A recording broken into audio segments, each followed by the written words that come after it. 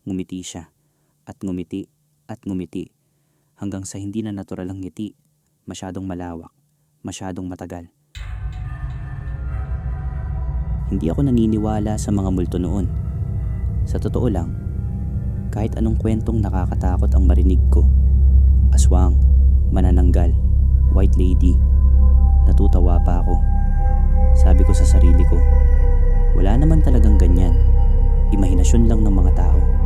Pero noong nagtrabaho ako bilang volunteer nurse aide sa loob ng Bilibid Prison noong dekada 50, binago ng isang batang babae ang lahat ng pinaniniwalaan ko. Ang pangalan niya, ang batang babae, ay hindi ko nasasabihin. Tawagin na lang natin siyang ang bata. 18 taong gulang siya nang dalhin siya sa aming ward. Payat, malaki ang mga mata, at parang lagi siyang takot kahit walang dahilan para matakot. Una kong nakita siya ng gabi na iyon. Nakahiga siya sa hospital bed, nakatupi ang mga kamay sa dibdib at hindi gumagalaw.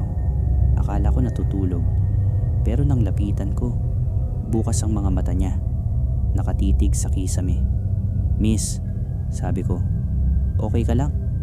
Hindi siya sumagot. Umalis na lang ako. Inisip ko baka trauma lang. Marami kaming ganitong pasyente. Kinabukasan ng umaga, nagising kami sa sigaw niya. Hindi yung ordinaryong sigaw. Yung klase ng sigaw na parang may kumukuha sa kanya. Pababa, papasok sa lupa. Puro hagulgol at hiyaw. Nang tumakbo kami sa kanya, nakita naming nakahiga siya sa sahig. Nagpupumilit na makalaya sa sarili niyang mga kamay, na para bang may humahawak sa kanya. Pero walang naroon. Wala kaming nakita. Ang unang doktor na lumapit, binanggit niya sa akin. Sabi niya, nakita niya ang mga marka, mga kagat, sa braso, sa leeg, sa binti ng bata. Malalim, malinaw na ngipin. Pero walang tao sa paligid niya nang mangyari iyon. "Hayop?" tanong ng isang guard. "Hindi," sabi ng doktor. "Tao ang ngipin nito, pero walang tao." 3 linggo. 3 linggo naming sinamahan ang bata sa ward na iyon. At 3 linggo kaming lahat, mga doktor, guards, nurses, nasaksihan ang isang bagay na hindi namin mapaliwanag. Araw-araw, may panahon na biglang magsisigaw siya. Biglang magiging pula ang balat niya at makikita mo sa harap ng iyong mga mata, kahit walang may hawak sa kanya, lalabas ang mga bakas ng ngipin sa kanyang katawan. Parang may invisible na bibig na kumakagat sa kanya.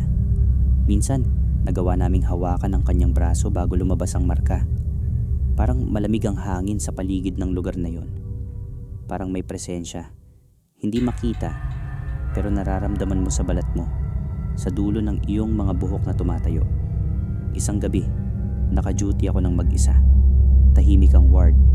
Tulog na ang ibang pasyente. At naroon siya, ang bata, nakaupo sa kanyang higaan, nakatingin sa dilim sa sulok ng silid. "Ano yun?" sabi niya, mahinahon, walang takot. Parang nakikipag-usap sa isang kaibigan. "Sino?" tanong ko. Lumapit ako ng dahan-dahan. "Yung lalaki sa sulok," sagot niya. Tumingin ako. Wala. "Wala naman," sabi ko. Kahit nanginginig na ang boses ko, ngumiti siya. At ngumiti, at ngumiti. Hanggang sa hindi na natural ang ngiti. Masyadong malawak, masyadong matagal. Alam niya na tinitingnan mo siya, bulong niya. Lumabas ako ng silid. Umupo sa labas. Hindi na ako pumasok ulit hanggang dumating ang ibang staff. Maraming eksperto ang dumating pagkatapos. Filipino, Amerikano, Chino, mga doktor, mga propesor, mga scientists. Lahat sila ay nanonood, nagsusulat ng mga tala, nagtatanong. At lahat sila ay umalis ng may iisang muka. Ang mukha ng tao na nakakita ng isang bagay na hindi dapat totoo, pero totoo. Isang gabi, narinig ng isang radyo reporter ang buong eksena. Ini-record niya ang lahat. Ang mga sigaw, ang mga boses ng mga doktor, ang maingay na pakikibaka ng mga guard na pinipigilang mabali ang bata. Kinabukasan, nasa radyo na ang buong Maynila. Hindi ko sasabihin kung paano natapos ang kwento ng bata. Hindi ko rin sasabihin kung naniniwala ako ngayon o hindi. Pero ito ang masasabi ko.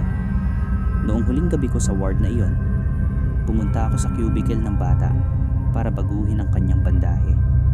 Nakahiga siya, tulog. Normal ang hitsura niya, katulad ng isang batang napagod na.